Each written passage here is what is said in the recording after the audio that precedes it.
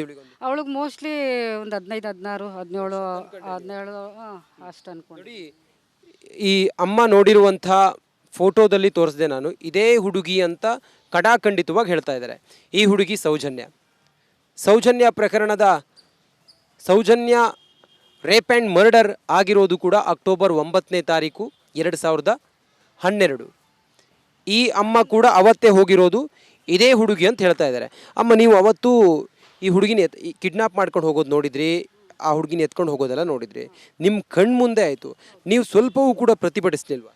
ನಾನು ಹೇಳಿದ್ನಲ್ಲ, ನಾನು ಹೋಗೋಷ್ಟರಲ್ಲಿ ಎಲ್ಲ ಪಾಸ್ ಆಗೋದ್ರು. ಆಯಪ್ಪನ ಕೇಳಿದಕ್ಕೆ, ನಿಮಗೆ ಯಾಕೆ ಬೇಕು ಇದು, ನೀವು ಎಲ್ಲಿಂದ ಬಂದಿದ್ದೀರಾ, ನೀವು ಹೋಗಿ ನೀವು ಇದನ್ನೆಲ್ಲ ಕೇಳಬಾರ್ದು, ಅದು ಇಲ್ಲಿದೆ ಹುಡುಗಿ, ಅದು ಅವ್ರ ಮನೆಯದು ಹುಡುಗಿ, ಅದು ಅವರು ಕರ್ಕೊಂಡು ಹೋಗಿದ್ದು, ನಿಮಗೇನು ನಷ್ಟ ಅಂತ ಅವರು ಇದೇ ಭಾಷೆಯಲ್ಲಿ ರಾಗವಾಗಿ ಅವ್ರ ಭಾಷೆಯಲ್ಲಿ ಅವ್ರದೇ ಒಂಥರ ಭಾಷೆ, ಅದೇ ಭಾಷೆಯಲ್ಲಿ ನಮ್ಗೆ ಹೇಳಿದ್ರು. ಆ ಕುಳ್ಳ ಅಯ್ಯಪ್ಪ ದಪ್ಪಗಿದ್ರಲ್ಲ ಅವ್ರಿಗೆ ಹೇಳಿದ್ಮೇಲೆ ನಾವು ಬೇಜಾರು ಮಾಡ್ಕೊಂಡು ಈ ಕಡೆ ಬಂದ್ಬಿಟ್ವಿ.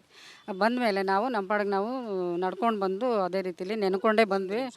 ನೋಡಿ, ಈಗ ಈ ಪ್ರಕರಣದಲ್ಲಿ ಪ್ರಮುಖ ಆರೋಪಿ ಅಂತ ಹೇಳಿದಂಥ ಸಂತೋಷ್ ರಾವ್, ಆತನ ಫೋಟೋ ಕೂಡ ಅಮ್ಮನಿಗೆ ತೋರಿಸ್ತೀನಿ. ಇವನ ಮೇಲೆ ಏನೀಗ ಗಂಭೀರ ಆರೋಪ ಇತ್ತು, ಅನಂತರ ಖುಲಾಸೆ ಆಯಿತು. ಈಗ ಈತನನ್ನು ಆ ದಿನ ಇವ್ರು ನೋಡಿದ್ರ ಅನ್ನೋದನ್ನು ತೋರಿಸ್ತೀನಿ. ನೋಡಿ, ಈ ಫೋಟೋವನ್ನು ನಾನು ಇವ್ರಿಗೆ ತೋರಿಸ್ತಾ ಇದ್ದೀನಿ. ಇವರೇ ಪ್ರತ್ಯಕ್ಷದರ್ಶಿ ಆಗಿರೋದ್ರಿಂದಾಗಿ ಸೌಜನ್ಯ ಅಂಥೇಳಿ ಐಡೆಂಟಿಫೈ ಮಾಡಿದ್ದಾರೆ. ಆರೋಪ ಇರೋದು ಈತನ ಮೇಲೆ, ಈತನ ಅಂಥೇಳಿ ತೋರಿಸ್ತೀನಿ ನಾನು. ಅಮ್ಮ, ಈ ಫೋಟೋದಿಲ್ಲಿರುವಂಥ ವ್ಯಕ್ತಿ ಏನಾದರೂ ಆವತ್ತು ಕಿಡ್ನ್ಯಾಪ್ ಮಾಡ್ಕೊಂಡು ಹೋಗುವಾಗ ಇದ್ನಾ? ಇಲ್ಲ ಸರ್, ನಾವು ನೋಡೇ ಇಲ್ಲ ಈ ವ್ಯಕ್ತಿನ. ಅಲ್ಲಿ ಸುಮಾರು ಹೊತ್ತು ಕೂತಿದ್ವಿ, ಯಾರು ಬರ್ತಾರೇನೋ ಅಂತ ಕಾಯ್ತಾ ಇದ್ರು ಕೂಡ ಈ ವ್ಯಕ್ತಿ ನಮ್ಗೆ ಕಾಣಲಿಲ್ಲ ಅಲ್ಲೆಲ್ಲೂ. ನೀವು ನೋಡಿದಂತಹ ಗಳಿಗೆಯಲ್ಲಿ ಈ ವ್ಯಕ್ತಿಯನ್ನು ನೀವು ನೋಡೇ ಇಲ್ಲ? ಇಲ್ಲ, ನಾವು ನೋಡೇ ಇಲ್ಲ. ಆ ಧರ್ಮಸ್ಥಳದಲ್ಲೂ ಕೂಡ ನೋಡಿಲ್ಲ, ಅಲ್ಲೂ ನೋಡಿಲ್ಲ ನಾವು. ಈ ವ್ಯಕ್ತಿನೇ ನೋಡಿಲ್ಲ. ಈ ಕಿಡ್ನ್ಯಾಪ್ ಮತ್ತು ಮರ್ಡರ್ ಪ್ರಕರಣಕ್ಕೆ ಇವನ್ ಸಂಬಂಧವೇ ಇಲ್ಲ ಅಂತೀರಿ? ಅದು ನನಗೆ ಗೊತ್ತಿಲ್ಲ, ಬಟ್ ನಾವು ಕಣ್ಣಾರೆ ನೋಡಿದ್ದು ಅಷ್ಟೇ. ಅದು ಮರ್ಡರ್ ಆಗಿರೋದೆ ಅಂತಲೂ ಗೊತ್ತಿಲ್ಲ ನಮಗೆ, ರೇಪ್ ಆಗಿದೆ ಅಂತಲೂ ಗೊತ್ತಿಲ್ಲ ನಮಗೆ. ನನಗೆ ಗೊತ್ತಾಗಿದ್ದು ತೊದಲ ಯಾವತ್ತು ನಮಗೆ ನನ್ನ ಕಣ್ಣಿಗೆ ಒಂದು ದಿವಸ ಬಿದ್ದ, ಆವಾಗ ಇಲ್ಲ ಧರ್ಮಸ್ಥಳದಲ್ಲಿ ಒಂದು ರೇಪ್ ಆಗಿದೆ, ಮರ್ಡರ್ ಆಗಿದೆ ಅಂದಾಗ ಇದೇ ಹುಡುಗಿ ಅಂದಾಗ ಈ ಹುಡುಗಿ ಬಗ್ಗೆ ನಿಮ್ಗೆ ತೋರಿಸಿದಾಗ ನನಗೆ 100% ಡೌಟ್ ಕ್ಲಿಯರ್ ಆಯಿತು. ನೋಡಿ, ಇದೇ ಸಂತೋಷ್ ರಾವ್, ಈತನನ್ನು ಆ ದಿನ ಇವರು ನೋಡೇ ಇಲ್ಲ, ಪ್ರತ್ಯಕ್ಷದರ್ಶಿ ಇವರು ನೋಡಿಲ್ಲ ಅಂತ ಹೇಳ್ತಾ ಇದ್ದಾರೆ. ಇಷ್ಟು ದಿನ ಏನು ಮಾಡ್ತಾ ಇದ್ರಿ ನೀವು? ಸರ್, ಇಷ್ಟು ದಿನ ನಾವು ಪ್ರತಿ ಸಾರಿನೂ ಧರ್ಮಸ್ಥಳಕ್ಕೆ ಹೋಗ್ತಾ ಇದ್ವಿ.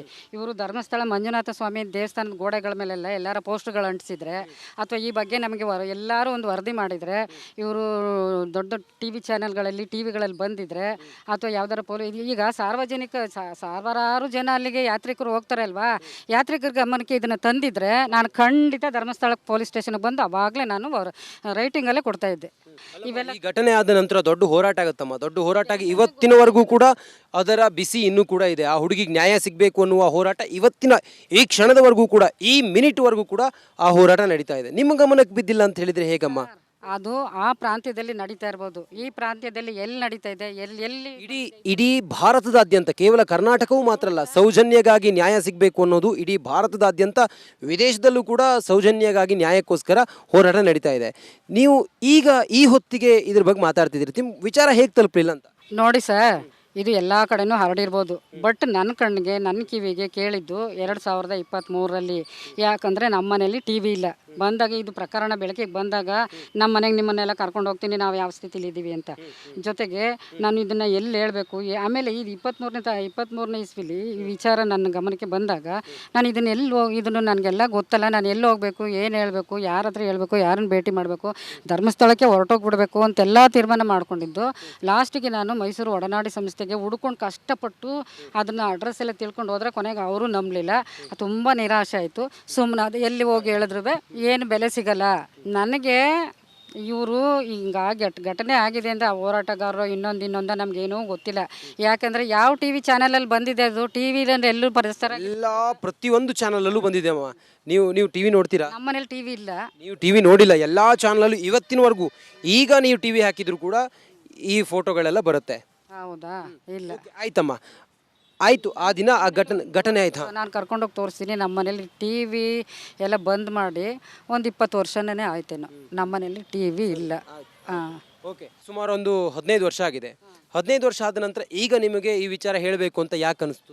ನಾನು 15 ವರ್ಷದಿಂದ ನಾನು ಹೇಳಿದ್ನಲ್ಲ ಸರ್, ನಾವು ಬಂದು ಮಾರನೆಗೇನೆ ಏನಾರ ಇದು ಟಿ ವಿಲಿ, ನಮ್ಮ ಮನೇಲಂತೂ ಟಿ ವಿ ಇಲ್ಲ, ಬಟ್ ಟಿ ವಿಲಿ ಏನಾದರೂ ನೋಡಿದರೆ ಇದನ್ನು ನಾನು ಹೋಗಿ ಖಂಡಿತ ಧರ್ಮಸ್ಥಳ ಪೊಲೀಸ್ ಸ್ಟೇಷನ್ಗೆ ಕಂಪ್ಲೇಂಟ್ ಕೊಡೋಳು.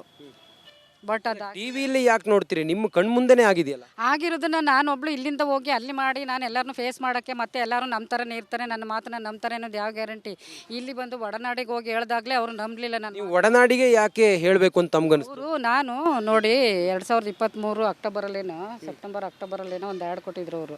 ಏನಂತ, ಈ ಥರ ಧರ್ಮಸ್ಥಳದಲ್ಲಿ ಒಂದು ಕೇಸ್ ಆಗಿದೆ, ಇದ್ರ ಬಗ್ಗೆ ಒಂದು ಮೀಟಿಂಗ್ ಮಾಡ್ತಾ ಇದ್ದೀವಿ, ಯಾರಾದರೂ ಇದರಲ್ಲಿ ಭಾಗವಹಿಸೋರು ಇದ್ದರೆ ಯಾರಾದರೂ ಬರ್ಬೋದು ಅಂತ ಹೇಳಿದ್ರು ಅವರು.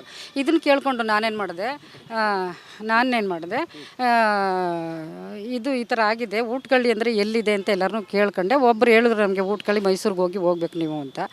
ಸರಿ ಅಂದ್ಬಿಟ್ಟು ನಾವು ಮೈಸೂರಿಗೆ ಹೋಗಿ ಊಟಕಳ್ಳಿಲಿ ಹೋಗಿ ಅಲ್ಲೆಲ್ಲೋ ಬಸ್ ಇಳಿದ್ಬಿಟ್ಟು ಎಲ್ಲ ಕಡೆಯಿಂದನೂ ಹುಡುಕಿ ತಡಕಿ ಎಲ್ಲ ಬೆಳಗ್ಗೆ 8 ಗಂಟೆಲಿ ನಾನು 9:30 ಮೈಸೂರಿಗೆ ಹೋದವಳು 3 ಗಂಟೆವರೆಗೂ ಅಲ್ಲಿ ಹುಡುಕಿದ್ದೀನಿ ಎಲ್ಲ ಸರೌಂಡಿಂಗಲ್ಲೂ. ಅದು ಯಾವ ವರ್ಷದಲ್ಲಿ ಒಡನಾಡಿ ಸಂಸ್ಥೆಯವರು ಇಂಥದ್ದೊಂದು ಧರ್ಮಸ್ಥಳದ ವಿಚಾರದಲ್ಲಿ ಹಿಂಗಾಗಿದೆ, ನೀವೆಲ್ಲ ಬನ್ನಿ ಅಂತೇಳಿ ಯಾಕೆ ಕರೆದ್ರು? ಅವ್ರ ಉದ್ದೇಶ ಏನಾಗಿತ್ತು? ಅವ್ರ ಉದ್ದೇಶ ಏನಾಗಿತ್ತು ಅಂದರೆ, ಅಲ್ಲಿ ಈ ಬಗ್ಗೆ ಆಗಿದೆ, ಯಾರಾದರೂ ಅಲ್ಲಿ ಹೋರಾಟ ನಡೆಸ್ತಾ ಇದ್ದಾರೆ, ಅಲ್ಲಿ ಯಾರಾದರೂ ಇದನ್ನೆಲ್ಲ ಏನಾದರೂ ಗೊತ್ತಿದ್ರೆ ಮಾಡಿದರೆ ಏನಾದ್ರು ಹೇಳ್ಬೋದಾಗಿತ್ತು, ಏನು ಅಂತ ಗೊತ್ತಿಲ್ಲ. ಒಟ್ಟಾರೆ ನನ್ನನ್ನು ಅವತ್ತು ಅವರು ಆ ಸಭೆಗೆ ಕರೀಲಿಲ್ಲ, ಆ ಸಭೆಗೆ ಹೋಗಲಿಲ್ಲ. ನಾನು ಅದ್ರ ಹಿಂದಿನ ದಿವಸ ಹೋಗಿ ಅವ್ರನ್ನ ಭೇಟಿ ಮಾಡಿದ್ದೆ. 2023 ಮೋಸ್ಟ್ಲಿ ಅದು ಅಕ್ಟೋಬರು ನವೆಂಬರು ಇರಬೇಕು ಅಂತ. 2023 ಅಕ್ಟೋಬರ್ ನವೆಂಬರಲ್ಲಿ ಒಡನಾಡಿ ಸಂಸ್ಥೆಗೆ ತಾವು ಇದನ್ನು ಗಮನಕ್ಕೆ ತಂದ್ರಿ. ಆವಾಗ ಅವ್ರು ಏನಂದ್ರು, ನಿಮ್ಗೇನು ಹೇಳಿದರು? ಅವರು ಅಯ್ಯೋ ಇದನ್ನ ಅವರು ಎಲ್ಲ ಕೇಳ್ಕೊಂಡು ಸುಮ್ಮನೆ ಇದ್ಬಿಟ್ಟು ಎಲ್ಲ ಕ್ರಾಸ್ ಕ್ವಶನ್ ಎಲ್ಲ ಮಾಡಿದ್ರು, ಏನೇನೋ ಮಾಡಿದ್ರು. ನನಗೆ ಸುಮಾರು ಹೊತ್ತು ಅವ್ರನ್ನ ಭೇಟಿ ಮಾಡೋಕ್ಕೆ ಸುಸ್ತಾಗೋಗಿದ್ದೆ ನಾನು. ಅಲ್ಲಿ ಮಾತಾಡೋವಂಥ ಇದರಲ್ಲೂ ಇರಲಿಲ್ಲ. ಆದರೂ ಎಲ್ಲ ಹೇಳ್ದೆ ಸಾವರ್ಸ್ಕೊಂಡು ಹೇಳಿದ್ರು. ಅವರು ಅಷ್ಟೊಂದು ಇದಾಗಿ ತಗೊಂಡಿಲ್ಲ, ಇಂಟ್ರೆಸ್ಟಾಗಿ ತಗೊಂಡಿಲ್ಲ ಅವರು. ಒಡನಾಡಿಯವರು ಮತ್ತೆ ಯಾಕೆ ನಿಮ್ಗೆ ಕಾಲ್ ಮಾಡಿದ್ರು? ನಿಮಗೆ ಏನು ನಿಮ್ಮನ್ನು ನಂಬದೆ ಮತ್ತೆ ಯಾಕೆ ಕಾಲ್ ಮಾಡಿದ್ರು ನಿಮ್ಮನ್ನು? ಅವ್ರನ್ನ ನಿಮ್ಮ ಜೊತೆ ಇದ್ರು ಅಂತಿರಲ್ಲ, ಅವ್ರನ್ನ ಕರ್ಕೊಂಡು ಬನ್ನಿ ಅಂತ ಮಾಡಿದ್ರು. ನಾನು ಅವ್ರನ್ನ ಕರ್ಕೊಂಡು ಹೋಗಿದ್ದೆ. ಯಾವಾಗ ಕರ್ಕೊಂಡು ಹೋದ್ರಿ? ಒಂದು ಅವಾಗಲೇ ಅಕ್ಟೋಬರ್ ನವೆಂಬರಲ್ಲಿ ನವೆಂಬರಲ್ಲಿ ಅವರು ಎಕ್ಸ್ಪೈರ್ ಆದ್ರಲ್ಲಮ್ಮ. ಮೋಸ್ಟ್ಲಿ ಅಕ್ಟೋಬರಲ್ಲಿ ಇರಬೇಕು ಅನಿಸುತ್ತೆ ನಾವು ಹೋಗಿದ್ದು. ಅಂದರೆ ಅಕ್ಟೋಬರ್ ಒಳಗಡೆ, ನವೆಂಬರ್ ಒಳಗಡೆ ಹೋಗಿದ್ವಿ ಅಲ್ಲಿ. ನವೆಂಬರ್ ಒಳಗಡೆ ಕರ್ಕೊಂಡು ಹೋದ್ರಿ, ನವೆಂಬರಲ್ಲಿ ಅವ್ರು ಎಕ್ಸ್ಪೈರ್ ಆದರು. ನವೆಂಬರಲ್ಲಿ ಎಕ್ಸ್ಪೈರ್ ಆದರು. ಮೋಸ್ಟ್ಲಿ ಅಕ್ಟೋಬರಲ್ಲಿ ಇರಬೇಕು ನಾವು ಅಲ್ಲಿ ಹೋಗಿದ್ದು. ಅದೇನು, ಯಾಕಂದರೆ ಅವರು ನಮ್ಮನ್ನ ನಂಬಲಿಲ್ವಲ್ಲ, ನಾವು ಅದನ್ನು ಕೇರ್ ಮತ್ತು ನಿಮ್ಮ ಜೊತೆ ಇರೋರನ್ನ ಕರ್ಕೊಂಡು ಹೋದಾದ ನಂತರ ಅವರು ಯಾರು ಈ ಸಂಘಟನೆಯವರು ನಂಬಿದ್ರ ನಿಮ್ಮನ್ನ? ಸಂಘಟನೆಯವರು ಯಾರೂ ಇರಲಿಲ್ಲ. ಒಡನಾಡಿ ಸಂಸ್ಥೆಯವರು ನಿಮ್ಮ ಜೊತೆ ಇದ್ದಂಥ ಅಜ್ಜಿ ನೀವು ಕರ್ಕೊಂಡು ಹೋದಾಗ ಅವ್ರು ನಂಬಿದ್ರ? ಹೇಳಿಕೆ ಕೊಟ್ವಿ, ಅವ್ರು ನಂಬಿದ್ರೋ ಬಿಟ್ಟರೋ ನಮಗೆ ಗೊತ್ತಿಲ್ಲ. ಅಂತದಲ್ಲ, ಒಂದು ಸ್ಟೇಷನಿಗೆ ಕಂಪ್ಲೇಂಟ್ ಕೊಡೋದ್ರಲ್ಲಿ ಏನಾಗ್ತಿತ್ತಂತ ಕೇಳ್ಕೊಳ್ಳಿ. ನಾನು ಸ್ಟೇಷನ್ಗೆ ಕಂಪ್ಲೇಂಟ್ ಕೊಡೋಕ್ಕೆ ರೆಡಿ, ಬಟ್ ಇಂಥದೇ ನಡೆದಿದೆ ಅಂತ ಪರ್ಫೆಕ್ಟಾಗಿ ನಾನು ಯಾರ ಹತ್ರನೂ ಹೋಗಿ ಹೇಳೋಕ್ಕಾಗಲಿಲ್ಲ. ನೀವು ಕಂಡಿದ್ದನ್ನೇ ಹೇಳ್ಬೋದಿತ್ತಲ್ಲ? ಕಂಡಿದ್ದನ್ನೇ ಹೇಳ್ಬೋದಾಗಿತ್ತು. ಬಟ್ ಪರಸ್ಥಳದಲ್ಲಿ ಹೋಗಿ ಹೇಳುವಾಗ ಇವರೇ ಇಲ್ಲಿ ಇಷ್ಟು ಅಸಭ್ಯವಾಗಿ ನಮ್ಮನ್ನು ಹೋಗಿ ಅಂತ ಬಲವಂತವಾಗಿ ಕಳಿಸಿರ್ಬೇಕು. ಇಲ್ಲಿ ಕಂಪ್ಲೇಂಟ್ ಮಾಡ್ಬೋದಿತ್ತಲ್ಲ, ನಿಮ್ಮ ಊರಲ್ಲಿ ಬಂದು ಕಂಪ್ಲೇಂಟ್ ಮಾಡ್ಬೋದಾಗಿತ್ತು. ನಮಗೆ ಹಾಕಬೇಕು ಇವೆಲ್ಲ ಬಿಡು, ಯಾರು ನಂಬಲ್ಲ ಅನ್ನೋದಿತ್ತು ನಮಗೆ. ಈಗ ಯಾಕೆ ಬೇಕಾಗಿತ್ತು ನಿಮಗೆ? ಈಗ ಯಾಕೆ ಬೇಕಾಗಿತ್ತು ಅಂದರೆ, ಈಗ ನೋಡಿದ್ವಿ ಮತ್ತೆ ಹುಡುಗಿ ಕೊಲೆ ಆಗಿದೆ, ಮರ್ಡರ್ ಆಗಿದೆ ಅನ್ನೋದು ವಿಚಾರನ ಆಮೇಲೆ ಕೇಳಿದ್ವಿ ನಾವು. ಇವಾಗ ಕೇಳಿದ್ದು 23ನೇ ಇಸ್ವಿಲೇ ನಾನು ಕೇಳಿದ್ದು ಅದನ್ನು. ಈಗ 2023ರಲ್ಲಿ ಅದೇ ಕೇಳಿದ್ರಿ ನೀವು? ಇದೇ 2023ರಲ್ಲಿ ಒಂದು ಬಂದು ಯಾವುದೋ ಒಂದು ಚಾನಲಲ್ಲಿ ಕೂತ್ಕೊಂಡು ಏನೋ ಹೇಳಿಕೆ ಮಾಡ್ತಾಯಿದ್ದ. ಅವನನ್ನು ನೋಡಿಬಿಟ್ಟು ನಾನು, ನಾವು ಹೋಗಿದಾಗ ನಮ್ಮನ್ನು ಮಾತಾಡ್ಸಿದ್ದಾನಲ್ಲ ಈ ವ್ಯಕ್ತಿ, ಇವನು ಮಾತಾಡ್ಸಿದಾದ್ಮೇಲೆ ಅಲ್ಲೊಂದು ಹುಡುಗಿ, ಅವಾಗ ಅವರು ಅದ್ರ ಬಗ್ಗೆ ತರ್ಕ ಮಾಡ್ತಿದ್ರು. ಆರಂಭದಲ್ಲಿ ತೊದಲು ಮಾತಾಡ್ತಿದ್ದಂಥ ವ್ಯಕ್ತಿ ಅಂತ ಹೇಳಿದ್ರಲ್ಲ, ಆತನನ್ನು ನೀವು ಮತ್ತೆ ನೋಡಿದ್ರಾ? ಮತ್ತೆ ಅವಾಗಲೇ ನೋಡಿದ್ದು ನಾನು. ಫಸ್ಟ್ 23ರಲ್ಲೇ ನಾನು ಟಿವಿಯಲ್ಲಿ ನೋಡಿದ್ದವನನ್ನು, ಖಾಸಗಿ ವಾಹಿನಿಯಲ್ಲಿ ತಾವು ನೋಡಿದ್ರಿ? ಹಾಂ, ಆತನೇ ಆ ಪ್ರಕರಣದಲ್ಲಿ ಇದ್ದ. 100% ಆತನೇ ಇದ್ದ. ಅವನು ಯಾವ ನಿಮ್ಮ ಮನೇಲಿ ಟಿವಿ ಇಲ್ವಲ್ಲ, ನೀವೆಲ್ಲಿ ನೋಡಿದ್ರಿ? ನಾನು ನನ್ನ ಮಗಳ ಮನೇಲಿ ಹೋಗಿದ್ದ ಸಂದರ್ಭದಲ್ಲಿ, ಯಾಕಂದರೆ ಅವಾಗ ನಾನು ಫ್ರೀಯಾಗಿದ್ದೆ. ಹೋಗಿದಾಗ ನಾನು ಅಲ್ಲಿವರೆಗೂ ನನ್ನದೇ ಆದ ಒಂದು ಜವಾಬ್ದಾರಿಯುತ ಕೆಲಸಗಳಿದ್ವು. ನಾನು ಟಿವಿ ಮೊಬೈಲು ಅದು ಇದು ನೋಡೋಕೆ ಆಗ್ತಿರ್ಲಿಲ್ಲ. ಆಗ ನಿಮಗೆ ಜವಾಬ್ದಾರಿ ಎಲ್ಲ ಮುಗ್ದಿತ್ತಾ? ಆಗ ಮುಗ್ದಿತ್ತು, ನನಗೆ ಜವಾಬ್ದಾರಿ ಎಲ್ಲ ಮುಗ್ದಿತ್ತು.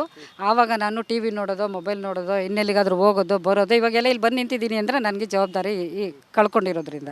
ಈಗ 2023 ಮೇಲೆ ನಿಮಗೆ ಅವಳು ಕೊಲೆ ಆಗಿದೆ ಅಂತ ಗೊತ್ತಾಗಿದೆ, 11 ವರ್ಷದ ನಂತರ.